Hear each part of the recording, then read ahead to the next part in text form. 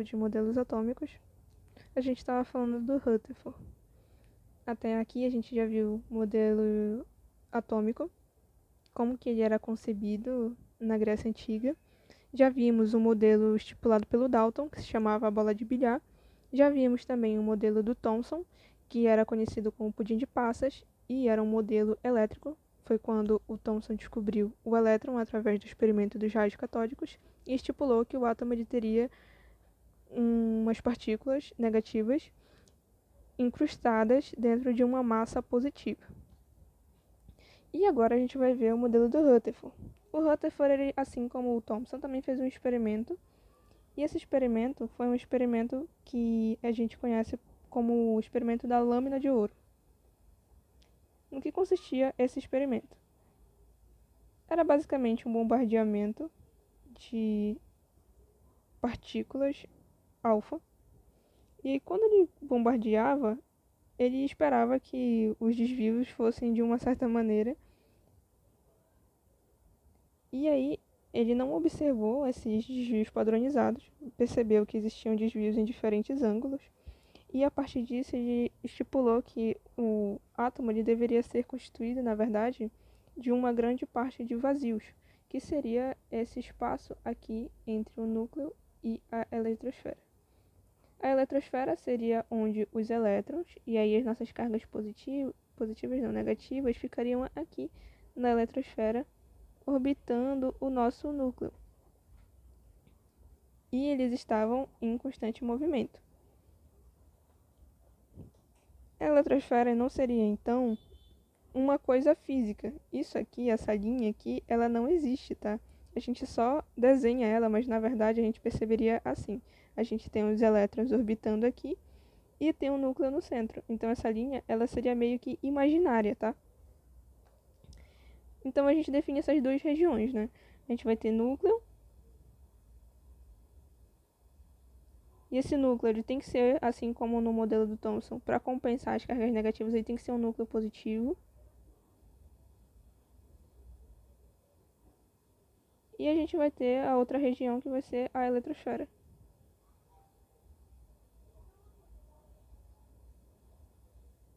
E na eletrosfera é onde ficam os elétrons. Tranquilo, né? Só que aí a gente vai percebendo que existiam alguns defeitos nesse modelo que ele não conseguia explicar os espectros atômicos dos elementos. Existia uma técnica que chamava de espectrometria e a gente podia medir a luz que esses átomos eles emitiam. E o Rutherford não conseguia explicar isso, ele também não conseguia explicar como que os elétrons eles se movimentariam. Essa linha aqui, por exemplo, imaginária que a gente estipulou agora, ele nem tinha concepção de como que funcionaria essa região. Isso aqui é uma concepção que a gente já tem depois do Bohr. Às vezes, algumas provas de alguns vestibulares chamam esse modelo de Rutherford-Bohr, porque eles fizeram essa construção do conhecimento praticamente juntos, já que o Bohr era aluno do Rutherford. E aí o Bohr, ele percebeu que essa teoria ela não podia ser de uma forma aleatória, a teoria atômica, e os elétrons eles não poderiam se comportar de maneira aleatória também, eles não poderiam fazer qualquer tipo de movimento. Porque, segundo o Rutherford, né, esses elétrons estariam orbitando aqui. Em um certo momento, essa energia deveria acabar, né? Porque se eles estão orbitando aqui com uma quantidade de energia X, eles vão gastando essa energia e essa energia vai acabar. E quando ela acabar, o que aconteceria com o elétron? O elétron decairia e atingiria o nosso núcleo. E quando ele atingisse o núcleo, o átomo ele colapsaria. Então, na teoria do Bohr, os elétrons eles não podem se movimentar de forma aleatória. Quais que foram as contribuições do Bohr? Ele estipulou que o elétron tinha energia quantizada.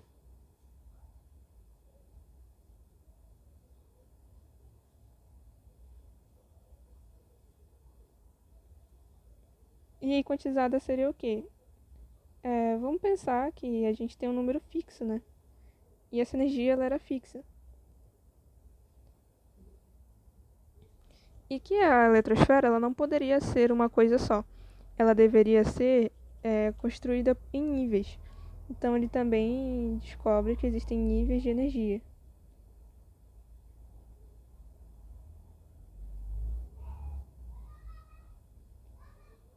Então, além do núcleo aqui no centro, a gente teria também alguns níveis. Nível 1, nível 2 e assim por diante.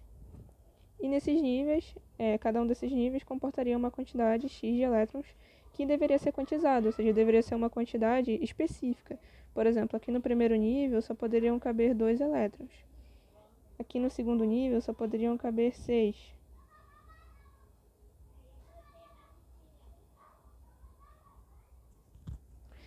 Seis não, 8 na verdade. E assim por diante. Outra coisa também que foi percebida é que essas regiões da eletrosfera elas não poderiam ser assim lineares. Então, a partir daqui é que a gente tem um modelinho que a gente conhece aí, que tem até no emoji do WhatsApp, né? Que é esse modelito aqui, que tem esses anéis. E esses anéis basicamente representam o movimento dos elétrons, os elétrons se movimentando ali em torno do núcleo. Esse modelo aqui ele é chamado de modelo planetário. Por quê? Porque ele lembra muito, né? Os planetas ao redor do Sol. Então a gente vai chamar esse modelo de modelo planetário.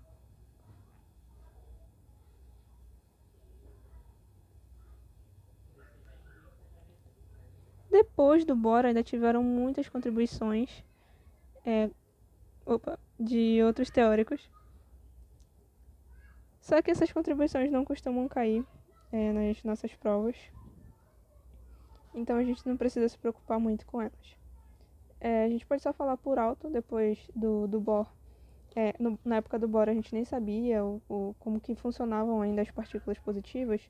Só muito tempo depois, alguns anos depois, é que foram descobrir o próton.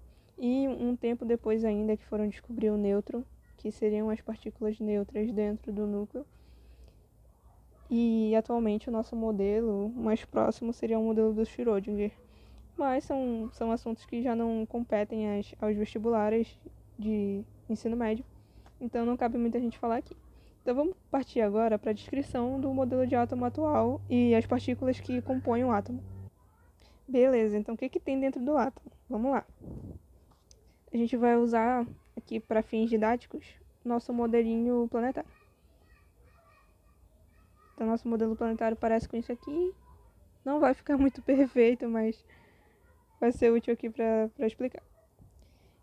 Então a gente vai ter duas regiões, assim como o Rutherford mostrou lá, a gente vai ter duas regiões. Uma região é o núcleo e a nossa outra região vai ser a eletrosfera.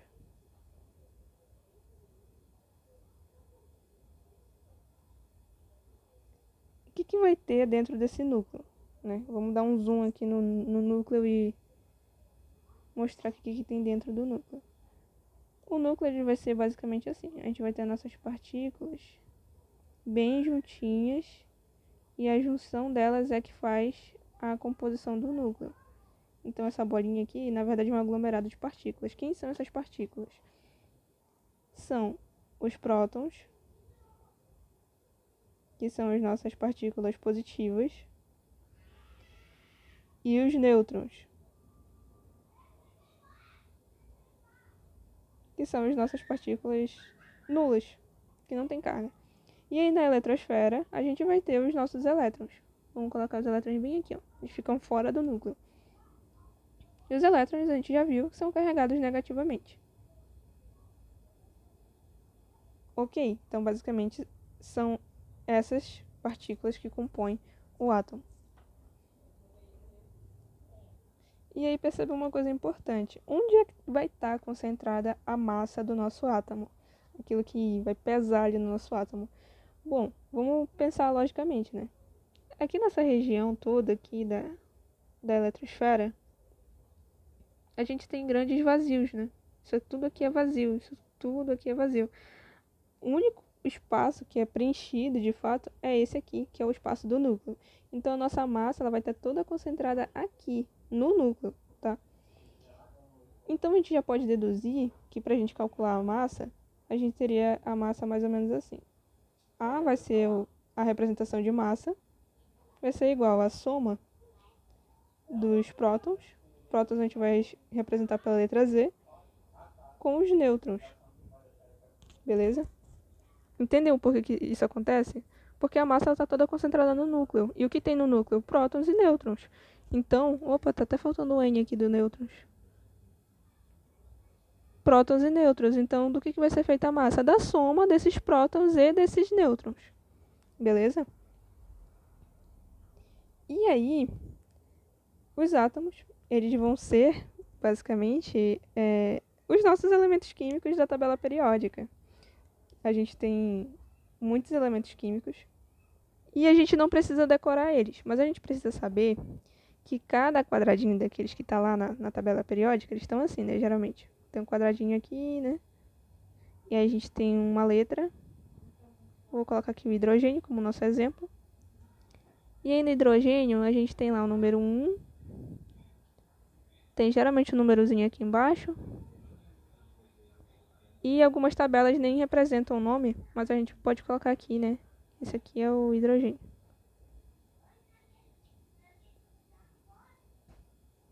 Beleza. Isso aqui é um átomo. Cada quadradinho daquele vai ser um átomo. E cada átomo é um elemento diferente. Lá da tabela periódica, tá? Calma. E aí, o que seriam esses elementos químicos? Seriam um conjunto de átomos, né? Importante ressaltar que isso aqui é um elemento químico. E no singular, né, elemento químico, a gente só vai ter um átomo. Se a gente pensar em elementos com S, elementos químicos, aí a gente vai ter mais de um átomo. Beleza, então pensando no exemplo do hidrogênio, que só tem um único próton, existe uma forma de representação na química que é essa forma aqui. A gente coloca o elemento, aqui o H, e aí a gente vai representar a massa e o número atômico. O número atômico, ele costuma vir aqui embaixo, tá? Então, como ele só tem um próton, fica aqui. E a massa a gente coloca em cima. Então, a massa dele é 1,01, vai ficar aqui em cima, tá? Então, a representação aqui na química, de quando a gente vai falar de número atômico, número de massa, elemento químico, e a gente não tá dentro da tabela periódica, a gente vai escrever sempre assim, com essa anotação aqui. A gente pode chamar de X. Aí a gente coloca o Z aqui embaixo e o A aqui em cima. A gente também pode ver essa representação assim, com o X aqui, que é o nosso elemento, com o Z aqui embaixo e com o A aqui do outro lado. Não importa, o A sempre vai estar lá em cima, tá? O A significa número de massa. Vou até anotar aqui. Isso aqui é a massa. Isso aqui é próton. E esse aqui é o nêutron.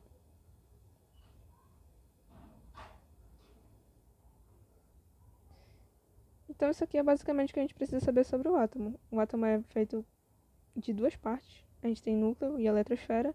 No núcleo ficam os prótons e os nêutrons, na eletrosfera ficam os nêutrons. A representação gráfica que a gente costuma fazer é essa aqui, quando a gente chama um elemento qualquer de X, e o número de massa vem na parte de cima, e ou à esquerda ou à direita, e o número atômico vem na parte inferior, que é representado pela letra Z.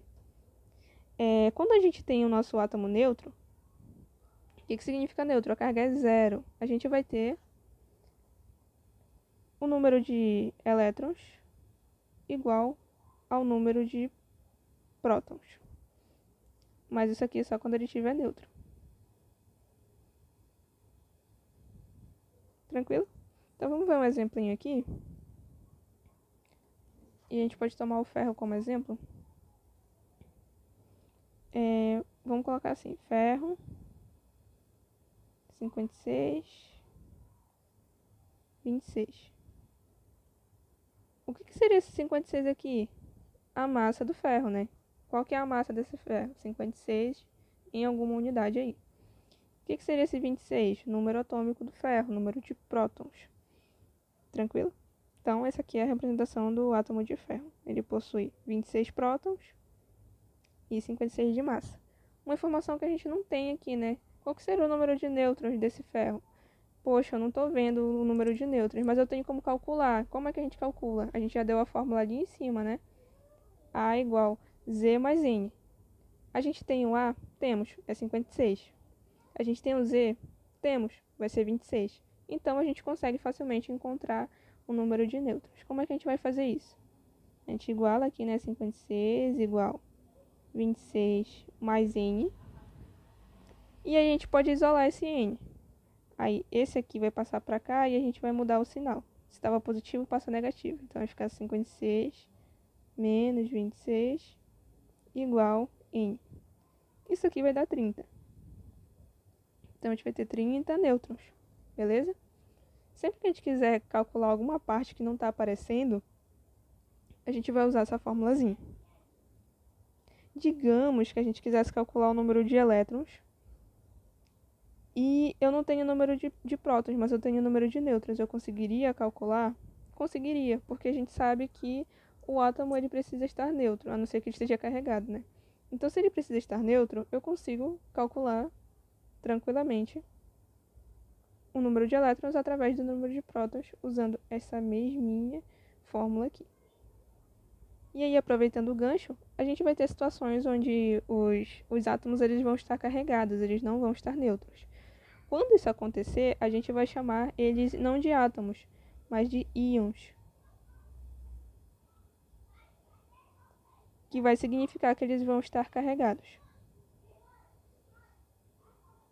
E eles podem estar carregados tanto positivamente quanto negativamente. Então, a gente vai ter dois tipos de íons, cátion e ânion. Beleza? O cátion vai ser quando o nosso átomo estiver carregado positivamente. E o ânion vai ser quando o nosso átomo estiver carregado negativamente. Isso aqui cai muito na tua prova, tá? Cátions e ânions. Cai demais. Então isso aqui é importante a gente saber. Muito importante mesmo. E aí o que acontece é que eu vejo que muito aluno se confunde entre cátion e ânion. Cara, eu não consigo me lembrar qual que é o positivo e qual que é o negativo. Vamos por uma diquinha aqui. Perceba, cátion tem a letra C, né? Ânion não tem C aqui na frente. Então vamos pensar assim. Cátion tem uma letra a mais. Se tem mais, ele é positivo. Ânion tem letra a menos. Se tem menos, é negativo. Se isso te ajudar, fica com essa regrinha aí na tua cabeça. Pra te não esquecer qual que é a carga. E aí, o que significa isso, né? O que significa um cátion ser positivo? O que significa um ânion ser negativo? Basicamente, as cargas na química elas vão ser diferentes da matemática.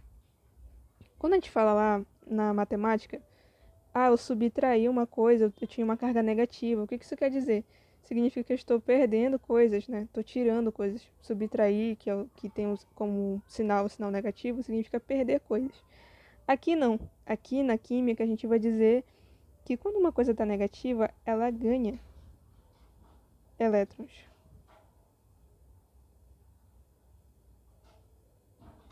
E, consequentemente, se ela estiver positiva, ela vai perder elétrons. Mas calma, não te agonia, que a gente já vai ver exemplo disso.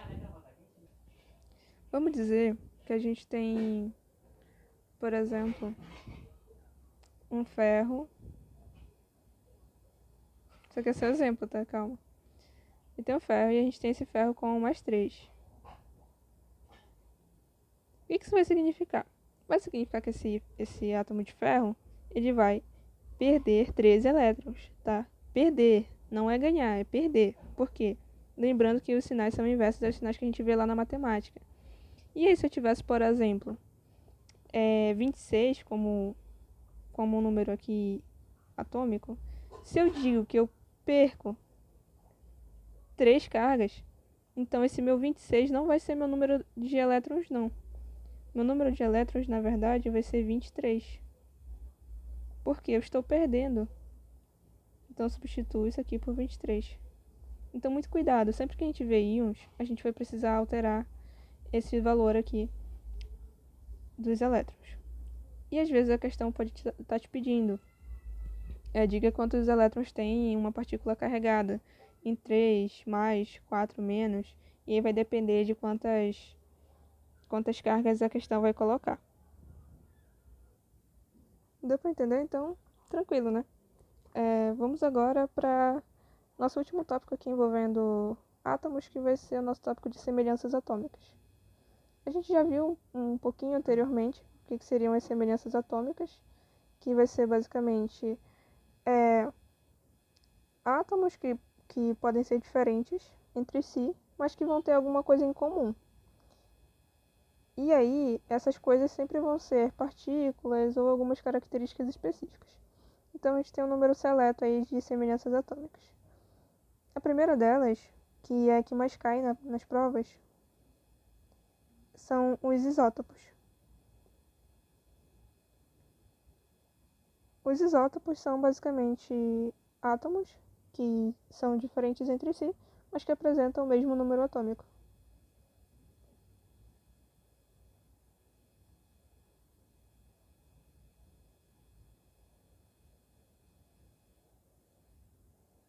Beleza?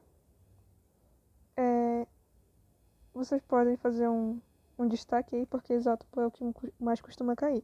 Então vamos ver um exemplo aqui. A gente pode ter, por exemplo, o hidrogênio.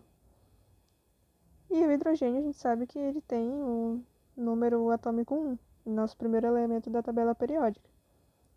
Esse hidrogênio aqui, eu vou colocar a massa dele como 1. Só que eu também tenho outro tipo de isótopo, que é o hidrogênio ainda, só que na forma de deutério, que é quando ele tem número 2 de massa. E o trítio, que é quando ele tem 3 de número de massa. Então são o mesmo átomo, porém eles possuem o mesmo número atômico e número de massa diferentes. Então a única coisa que eles têm em comum aqui é de fato o número atômico. Beleza? E para isso vocês vão ter que lembrar aqui dessa notação da representação dos átomos. Tranquilo? Depois dos isótopos, qual que a gente tem? A gente também tem os isóbaros.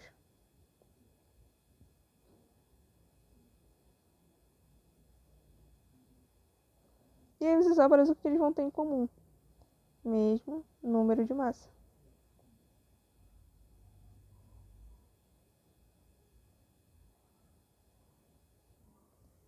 A gente não precisa se preocupar muito no que vai ser diferente, a gente só precisa lembrar o que vai ser igual. E aí, a gente pode ter como exemplo aqui, por exemplo, tem o argônio com massa 40 e 18 de número atômico. Temos potássio com massa 40, 19 de número atômico. E o cálcio com 20 de número atômico e 40 aqui de massa. E o que eles têm em comum? Todos vão ter o mesmo número de massa. Então, o que isso significa? Significa que argônio, potássio e cálcio são isóbaros, isto é, eles têm o mesmo número de massa. E a gente também tem os isótonos.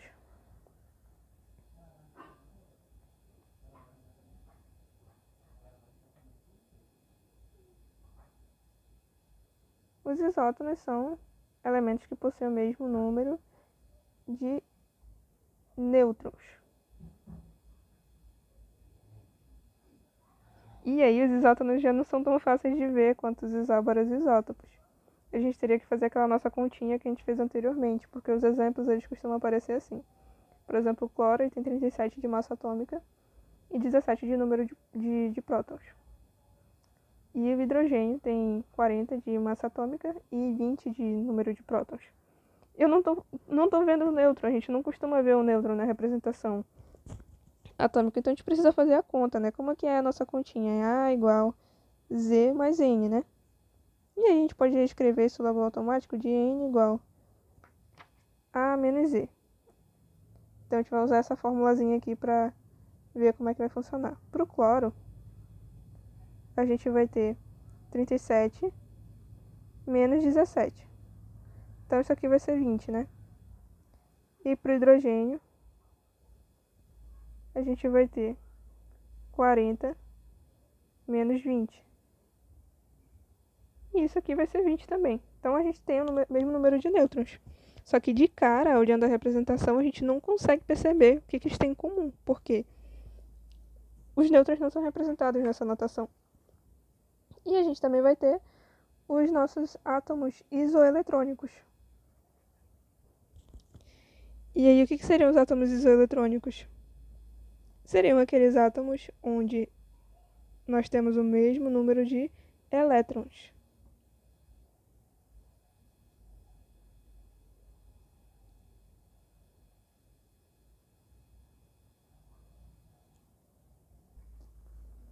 beleza?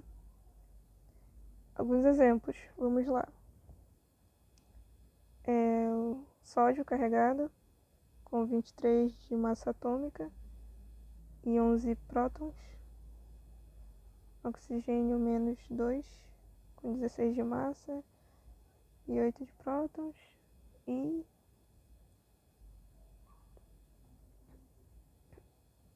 aí, como é que a gente vê isso?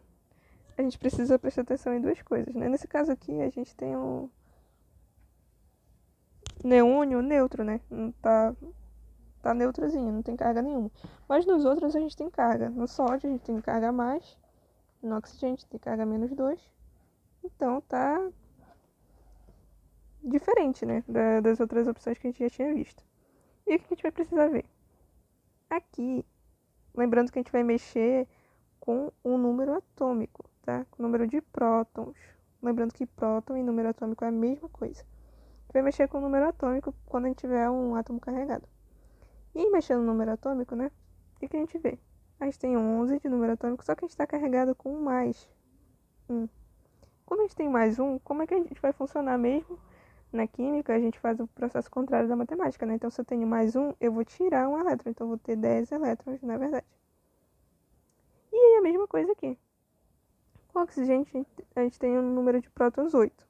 Só que a gente vai ter menos 2 de carga. E o que a gente faz com essa carga de menos 2? A gente soma 2. Então, a gente vai ter 10 aqui elétrons. E aqui o neônio ele já está neutro, né? Então, a gente já tem 10 elétrons. Lembrando que quando está neutro, o número de próton vai ser igual ao número de elétron.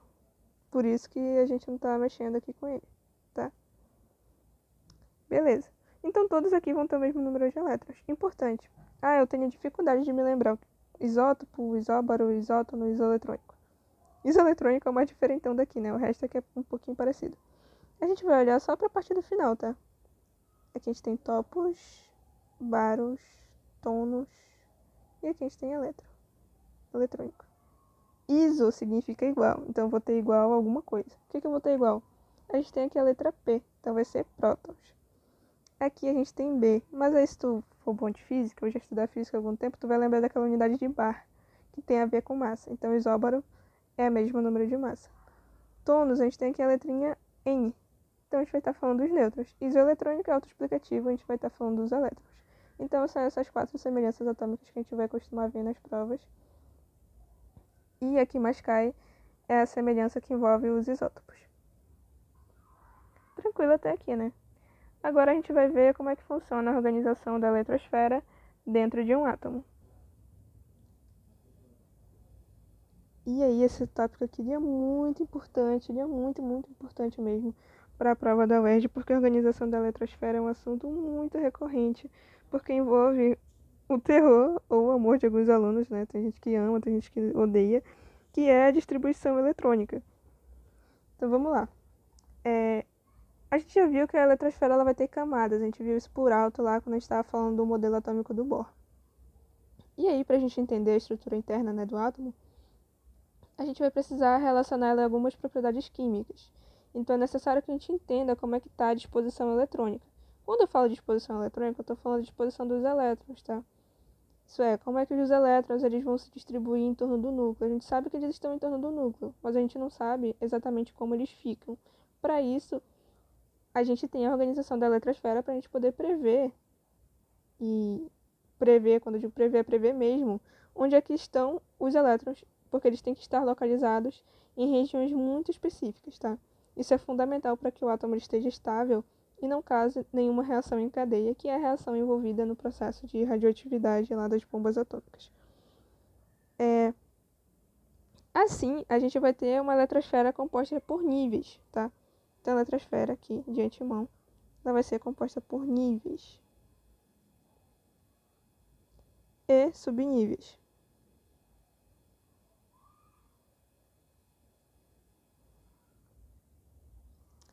E aí, de níveis, a gente vai ter 7, tá? 7 níveis, que a gente também pode chamar de camadas.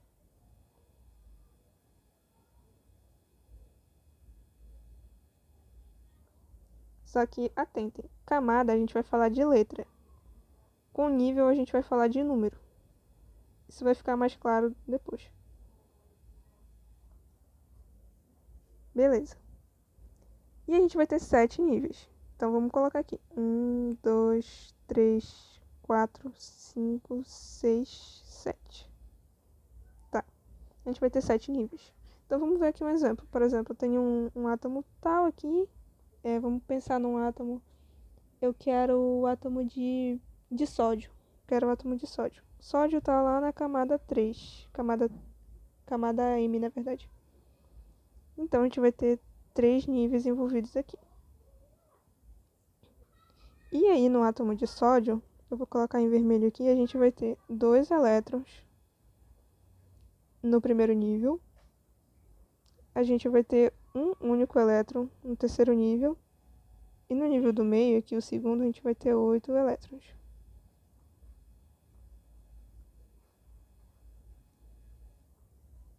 E isso vai se repetir para todos os átomos de sódio, a não ser que eles estejam submetidos a alguma condição de semelhança atômica.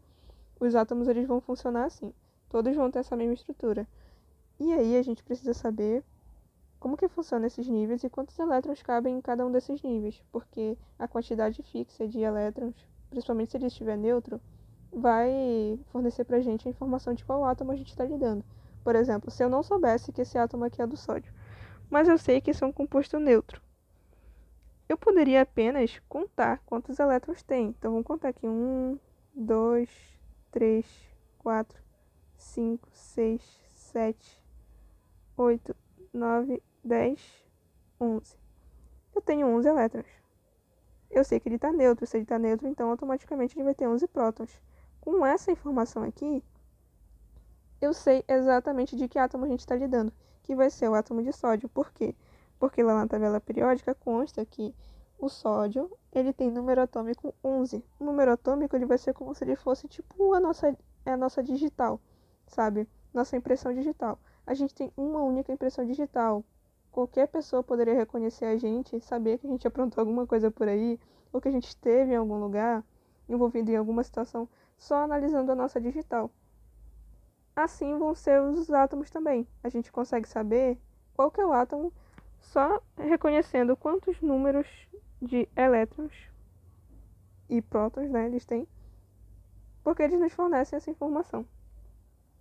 E aí todos os elementos da tabela periódica, eles têm um único número atômico que vai ser a impressão digital deles. Então, por exemplo, se eu tivesse 7 elétrons aqui, considerando que meu átomo fosse neutro, que elemento eu teria? O nitrogênio, porque o nitrogênio só tem o número 7 lá na tabela periódica. Se eu tivesse 10 elétrons aqui nesse composto, qual que seria o nosso elemento? Seria o neônio, porque é o neônio lá na tabela periódica que tem o número atômico como 10. Deu para entender como é que vai funcionar? Então vai ser assim. E aí a gente vai ter 7 camadas. Nesse caso do sódio, a gente só tinha 3, né? Mas a gente pode ter até 7. E aí essas camadas, elas vão ser chamadas assim: K, L, M, N, O, P, Q. E para por aqui. E dentro de cada uma dessas camadas, a gente vai ter também subníveis. E aí as partes do subnível, que é a parte chatinha que alguns estudantes detestam. Tem gente que gosta de fazer subníveis, mas tem gente que detesta. É importante. Os subníveis, eles são 4, tá? Vamos lá, separar aqui. Vou apagar isso aqui rapidinho. Níveis a gente vai ter 7 e de subníveis a gente vai ter 4. Serão eles o S, P, D e F. Esses vão ser os nossos subníveis, tá? Só que aqui dentro da nossa tabelinha eles vão ser distribuídos diferentes. Vamos supor que aqui, nesse primeiro momento, a gente só vai trabalhar com o subnível S. A gente não vai trabalhar com nenhum outro subnível. Então, em um primeiro momento, todos os níveis, todas as camadas vão ter o subnível S, tá? Subnível S de um especial. Todos os níveis vão ter o subnível S. Ok? Então vamos lá. Então a gente vai ter 1S, 2S, 3S, 4S, 5S, 6S e 7S. porque todos os níveis vão ter o subnível S. Mas nem todos os níveis vão ter o subnível P, o D e o F. E agora, como é que a gente faz? Bom, a gente não tem como fazer uma previsão assim melhor. A única coisa que a gente vai poder dizer é que do subnível L, marca aí na tua cabeça, do subnível L até o Q, a gente vai ter subnível P. Beleza? Como é que a gente vai fazer isso? A gente vai precisar repetir os nossos numerozinhos. Então, a gente vai ter aqui 2P, 3P, 4P, 5P, 6P. E até coincide, né? A gente começa no L e a gente termina no P. Só esses aqui é que vão ter o subnível P. E o D, aí vão ser menos ainda. O D, ele vai começar aqui na camada M e ele vai terminar na camada P também, tá? Então, a gente vai ter 3D, 4D, 5D. Opa, comecei errado, desculpa. 3D, 4D, 5D e 6D. E por fim, a gente vai ter o nosso subnível F. O F só a camada 4 e a camada 5 vão ter. Então, a gente vai ter 4F, 5F. Importante. Vocês percebem que formou uma escadinha aqui, né? A gente começou na primeira no 1, na segunda no 2, na terceira no 3 e na última no 4. Isso aqui vai ser importante pra gente relembrar algumas coisinhas depois. Tá, a gente também sabe que cada subnível vai comportar um número específico de elétrons. Percebam que... Não sei se vocês perceberam, na verdade. Mas aqui, quando eu fiz a distribuição do sódio, nesse meu exemplo aqui, que eu coloquei aqui pra vocês, eu coloquei uma quantidade específica de elétrons dentro de cada camada, né? Então, aqui eu coloquei 1, 2 nessa primeira. Na segunda camada eu coloquei 8 elétrons e na última eu coloquei só 1. Eu não fiz isso aleatoriamente, tá? É que cada camada só pode comportar um número específico de elétrons. E aí, assim como as camadas, cada subnível também só vai poder comportar um número específico de elétrons. Eu vou colocar isso aqui embaixo, tá? O S, o P, o D e o F vão poder comportar cada um número X. O S só vai poder comportar 2, o P 6, o D 10 e o F 14, tá? Não se assustem, isso aqui vai ficar bem tranquilo. Então, só baseado nisso, a gente já conseguia preencher toda a nossa tabelinha. Então, aqui eu tenho 2, 2, 2, 2. O P é o 6. O D vai ser 10. E o F vai ser 14. Beleza? Ótimo. Preenchemos tudo. E aí, cada camada vai comportar cada uma. A camada K, ela vai comportar 2 elétrons. A camada L vai comportar 8 elétrons. Né? Aqui eu estou somando, né? Percebam, estou somando o 6 mais o 2. Então, ela comporta 8 elétrons. A camada M vai comportar 18. A camada N, 32. Aí percebam, a camada N é igualzinha à camada O, né? Mas tem S, P, D, F, S, P, D, F. Então, aqui também vai ser 32. E a gente repete, aqui... Opa, aqui foi N, aqui é O, né? Aqui a gente vai repetir a camada M, que vai ser 18 elétrons. E aqui na Q a gente volta com 2. Então, é contínuo, né? Reparem. O 2 conecta com 2 aqui, o 8 conecta com 8 aqui. Opa, 8 não, 18. 2 conecta com 2 aqui, 18 com 18, 32 com 32. Então, são coisas bem padronizadinhas, tá? E quando a gente for querer descobrir qual que é o elétron, qual que é a quantidade de elétrons que está envolvida ali dentro de um certo átomo, a gente precisa ver quantas camadas ele teria. E aí, baseado no número de camadas, a gente conseguiria inferir quantos elétrons ele teria também. Dificilmente a gente faz esse processo é muito mais experimental. O que a gente vai ser pedido dentro de prova vai ser a distribuição eletrônica, para a gente descobrir qual que foi a última camada que comportou algum elétron. A gente já vai entender isso melhor, tá? Então vamos lá. No nosso caso aqui do sódio, né? Vamos usar o nosso exemplo do sódio. Então vamos ver aqui a distribuição do sódio. A gente vai usar esse mesmo padrão aqui. E aí a gente vai distribuir aos pouquinhos, né? Vamos dizer que a gente já tem a nossa informação, né? O sódio ele vai ter 11... Opa, não é aqui. Vai ter 11 prótons. Então, baseado na representação, a gente já sabe quantos elétrons a gente vai ter que distribuir, né? E a gente vai distribuir dentro desse diagrama aqui, tá? Esse diagrama que a gente está vendo aqui, que a gente montou juntinho, o nome dele é diagrama de Pauling. Opa, não ficou legal.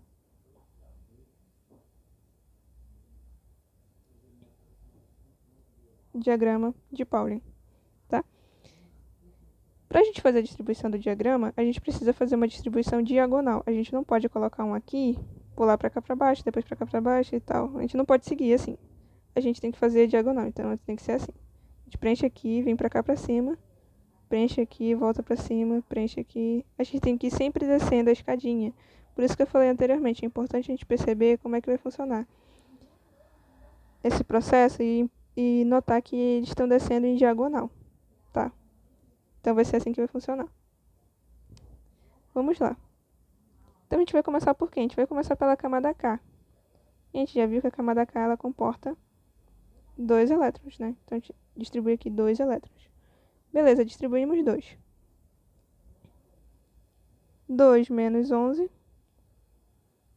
A gente vai precisar distribuir ainda 9 elétrons.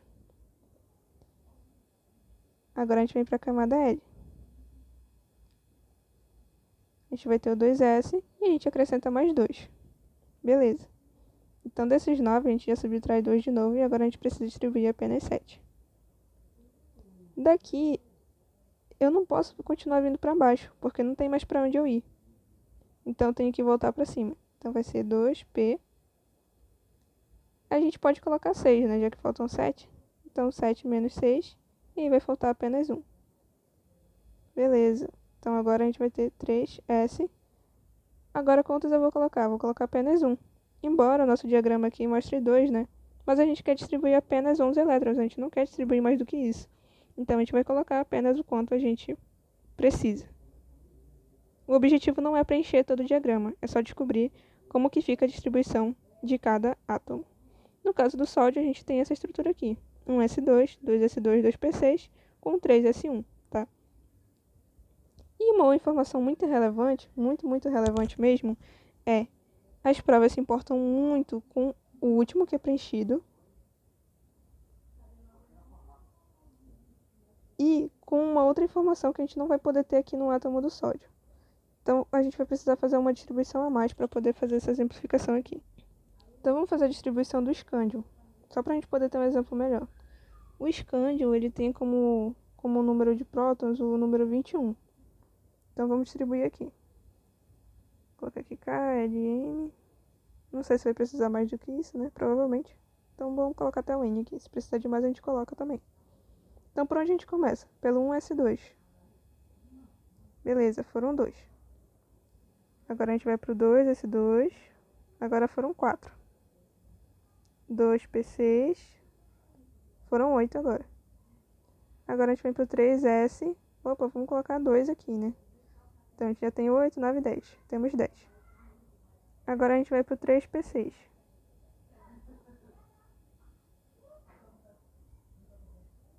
Agora a gente tem 16.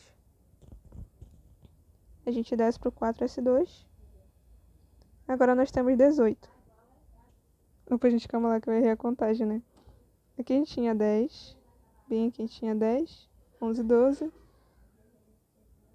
Com mais 6, 18. 19 e 20. Então a gente tem 20 aqui. falta só um, né? Então a gente tem que voltar para cá. 3D, onde seria 10, a gente vai colocar apenas 1. Finalizamos a distribuição do escândio. Então aqui a gente vai ter duas informações muito importantes, que a gente acabou não conseguindo ver lá no sódio, porque coincidiu. A gente vai ter isso aqui e isso aqui.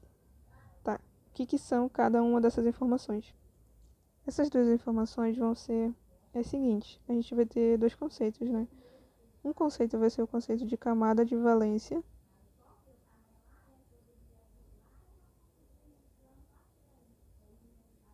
E o outro conceito vai ser o de subnível mais energético.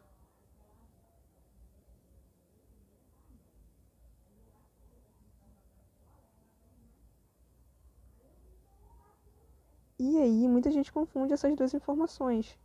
E na prova, às vezes a prova pergunta qual que foi a camada de valência da distribuição do sódio, por exemplo, ou qual que foi a camada de valência da distribuição do escândio. Ou então, pergunta qual que foi o subnível mais energético da distribuição do sódio e da distribuição do escândio. E aí tu tem que saber. O que seria a camada de valência? Seria a camada mais externa. Seria o... Vou até mover aqui, para ficar melhor.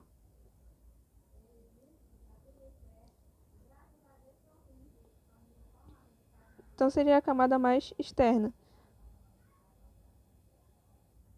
Aquela camada que ficou mais abaixo na distribuição, digamos assim. Então, por exemplo, aqui, né, no dos cães eu destaquei duas informações. Essa aqui e essa aqui. A gente está falando de camada, tá? Isso aqui é muito importante, a gente está falando de camada. E o que são as camadas? São os níveis. Então, a gente está falando do K, L, M, N e, consequentemente, do 1, 2, 3, 4. Isso aqui é o que vai nos informar qual que é a camada de valência. Então, qual que é o maior número aí? É o 4, né? Então, nossa maior camada de valência ela vai estar bem aqui, na camada N. E, consequentemente, no nível 4. E a gente chamou de mais externa porque é aquela que está mais para fora, né? Mais fora do diagrama. E aí, subnível mais energético, atenção também, a gente está falando de subnível, dessa vez, subnível. Então, a gente não vai se preocupar com os números, a gente não vai se preocupar com 1, 2, 3 e o 4, nem com K, L, M, N. A gente vai se preocupar com S, P, D e F, que são os subníveis. E o subnível mais energético, observa, mais energético, vai ser aquele que foi o último a ser preenchido. Então, a gente foi assim, né? A gente preencheu primeiro 1, depois veio para cima, né? Aí preencheu o 2, depois veio para cima de novo. Aí preencheu o 2 e o 3, veio para cima novamente. Aí preencheu o P, o S. E por último é que a gente preencheu o nível D.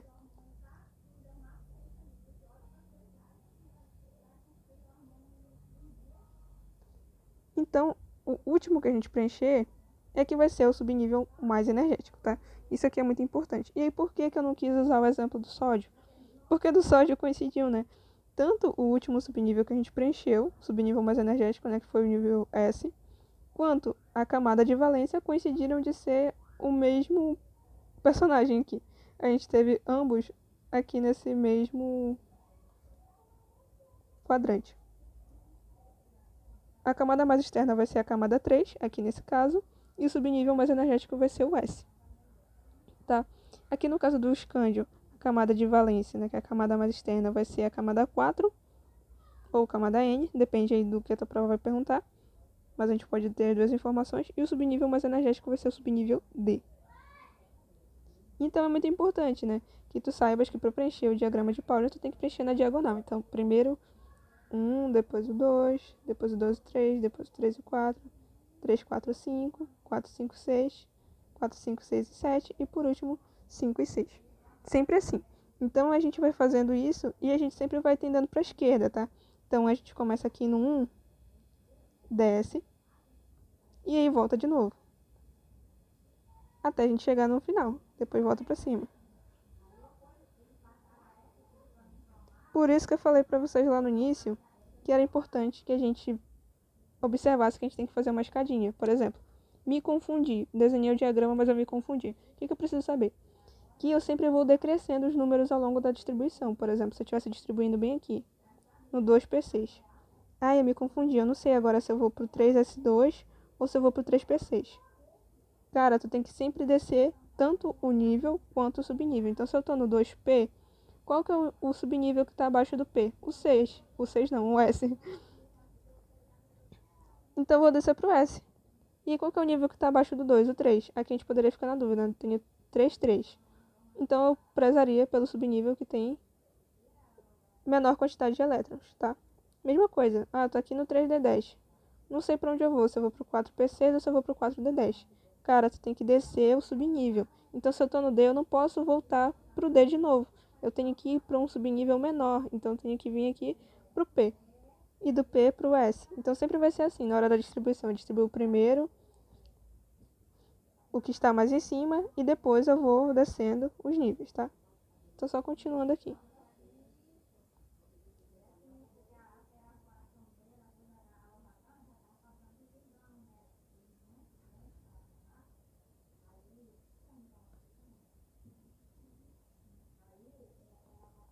Beleza, então é assim que vai funcionar. Lembrando que o nome desse carinha aqui, acabei nem colocando, né? É diagrama de Linus Pauling.